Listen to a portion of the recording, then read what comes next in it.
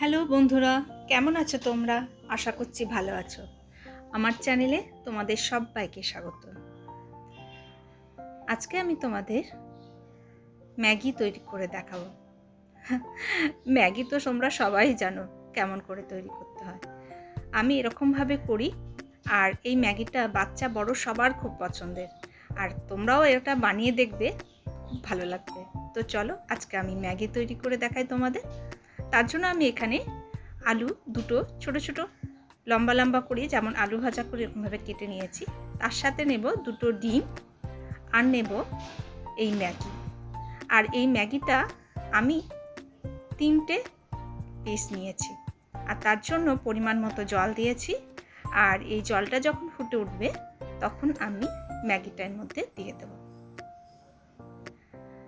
Maggi সবার বাড়িতে থাকে এবং সবাই খায়, কিন্তু ভিন্ন ভিন্নভাবে ম্যাগি তৈরি করলে একরকমভাবে আমরা তো রোজই খাই, কিন্তু একটু অন্যরকম করে বানালে এর টেস্টটা অন্যরকম হয়, আর একটু অন্য টাইপের খেতেও লাগে।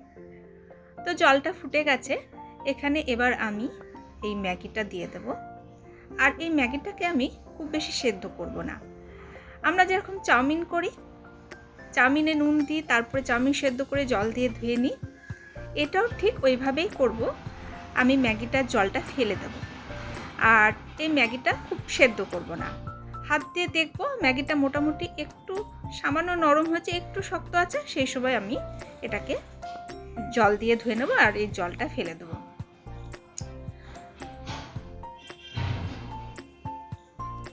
তোমরা আমার চ্যানেলে যারা আমার রেসিপিগুলো ফলো করো, তারা আমার রেসিপি ছাড়াও আমি বিউটি টিপস বা অন্যান্য যে ভিডিওগুলো করি, তোমরা আমাকে কমেন্ট করে জানিও আমার রেসিপি ভালো লাগে না অন্যান্য টিপসগুলো ভালো লাগে।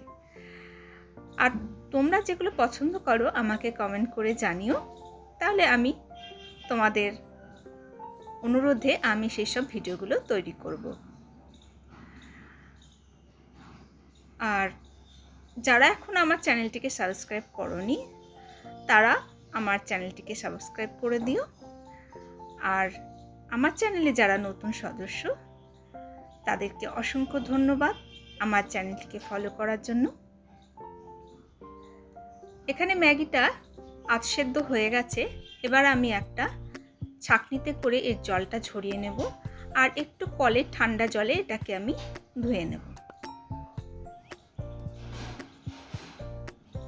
এটা ধোয়া হয়ে গেছে, এটাকে আমি জল ঝরানোর জন্য রেখে দেব। এই সম্পূর্ণ জলটা ঝরে যাবে। এবার আমি কড়াইয়ে একটু তেল দিলাম, আমি এখানে সাদা তেল ব্যবহার করেছি। আর যে আলুটা আমি সরু টুকরো করে কেটে রেখেছিলাম, আমি এখানে একটা বড় সাইজের আলু নিয়েছি আর দুটো পেঁয়াজ নিয়েছি। পেঁয়াজটাও কুচিয়ে নিয়েছি, আর এখানে পেঁয়াজ আর আলু একসাথে দিয়ে দেবো। আর এই পেঁয়াজের রসেই আলুটা সেদ্ধ হয়ে যাবে, আলাদা করে এখানে কোনো জলের প্রয়োজন নেই। আমি ওখানে ম্যাগিটা যখন তোমাদের বলেছিলাম সেদ্ধ করেছি, তখন আমি স্কিপ করে গেছি। ম্যাগির ভেতরে যে মশলাটা থাকে, ওখানে আমি 2টো প্যাকেট মশলা সেদ্ধর সময় জলে দিয়েছিলাম, আর একটা প্যাকেট রেখে দিয়েছিলাম এই পেঁয়াজ আর আলুর মধ্যে দেওয়ার জন্য। এখানে আমি নুন দিয়েছি 1 চামচ। এবার আমি কিছুক্ষণ নাড়াচাড়া করে এটাকে একটু ঢাকা দিয়ে রাখবো। এখানে গ্যাসের ফ্লেমটা মিডিয়াম হিটে রেখে দেব।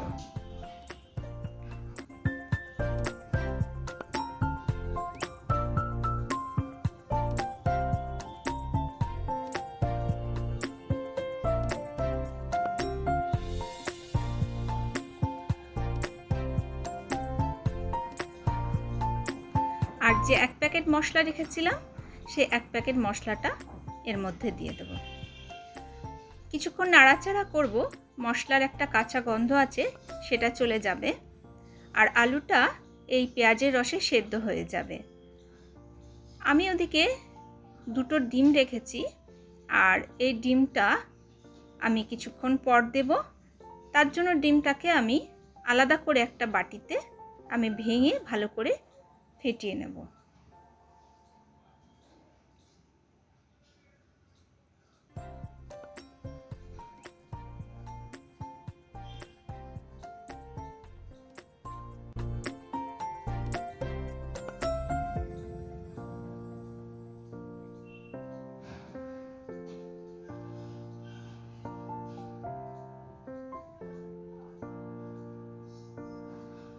ম্যাগিটা তো অলরেডি সেদ্ধ হয়েই আছে, আর এটা খুব টেস্টি খেতে হয়। তোমরাও বাড়িতে বানিয়ে দেখো এবং নিজেরা খেও, খুব ভালো লাগবে এই রেসিপিটা।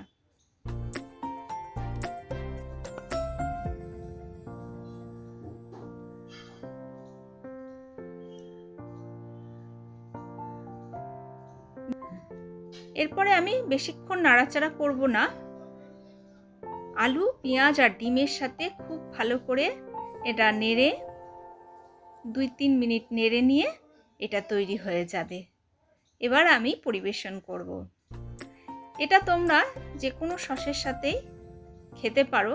আমি এখানে একটা হট চিলি সস দিয়েছি, আর উপর থেকে সসটা ছড়িয়ে এই টেস্টটাই অন্যরকম। আশা করছি আমার ভিডিওটা তোমাদের ভালো লাগবে। ভালো লাগলে অবশ্যই তোমরা কমেন্ট করে জানিও, আর আমার চ্যানেলটিকে সাবস্ক্রাইব করতে যেন ভুলো না। আজকে এই পর্যন্তই, আবার নতুন কোনো রেসিপি নিয়ে হাজির হব। সুস্থ থেকো, ভালো থেকো, ধন্যবাদ।